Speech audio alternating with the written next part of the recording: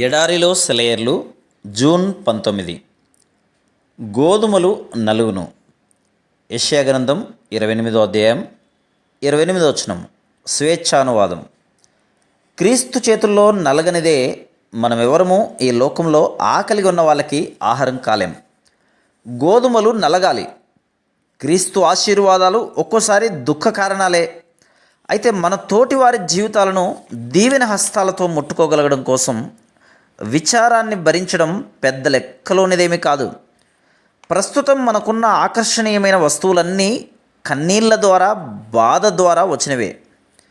తాను ఎన్నుకున్న వాళ్ళకి ఆహారంగా దేవుడు చేశాడు.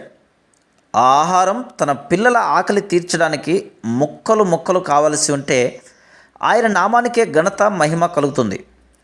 మనం పూర్తిగా కాలిపోయేదాకా వెలుగునిస్తూనే ఉంటాం. రక్తం చివరి బొట్టు కారేదాకా దీవెన వాక్యాలు పలుకుతాం.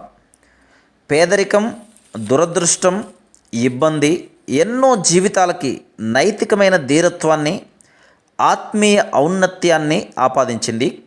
క్లిష్ట పరిస్థితి మన శక్తికి, సహనానికి పరీక్ష పెడుతుంది.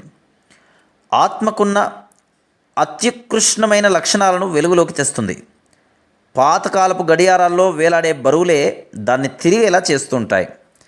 చాలాసార్లు నావలు నౌకాశ్రయానికి చేరడానికి పెనుగాలులే తోడ్పడతాయి. విశ్వాసం, పరిశుద్ధత రగులుకోవడానికి సాధనాలుగా దేవుడు బాధల్ని నియమించాడు.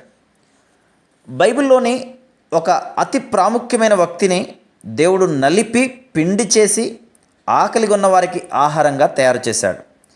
ఈ శిక్షణ పొందినందుకే అబ్రహామును విశ్వాసులకు తండ్రి అన్నారు. ఎందుకంటే శ్రమలోను, విధేయతలోను అందరికంటే ప్రథమ స్థానంలో నిలబడ్డాడు అబ్రహాము. దేవుడు యాకోబును ఈ విధంగా నూర్చాడు, నలగొట్టాడు. యోసేపు పిండి పిండి అయ్యాడు. సింహాసనం ఎక్కడానికి అతడు పోతీఫరు వంటశాల గుండా, చెరసాల గుండా వెళ్ళవలసి వచ్చింది. దావీదును పక్షిని వేటాడినట్టు వేటాడారు. దెబ్బలు తగిలి అలిసిపోయి కాళ్ళలో సత్తు లేక గోధుమలు నలిగినట్లు నలిగిపోయాడు. పౌలు కూడా ఆ కొరడా దెబ్బలు, రాళ్ల దెబ్బలు, గాయాలు పొంది ఉండకపోయినట్లయితే అన్యజనులు చాలామందికి ఆత్మీయ ఆహారం దొరికేది కాదు. నువ్వు యుద్ధం ఎలా చేస్తే ఫలితం అలానే ఉంటుంది. దేవుడు నీకు ప్రత్యేకమైన విపత్తుల్ని ఏర్పాటు చేశాడంటే ఆయన హృదయంలో కూడా నిన్ను ప్రత్యేకమైన స్థానంలోనే ఉంచుకున్నాడన్నమాట. ఘోరమైన గాయాలు పొందిన ఆత్మని దేవుడు అతి జాగ్రత్తగా ఎన్నుకున్నాడన్నమాట. Praise the lord.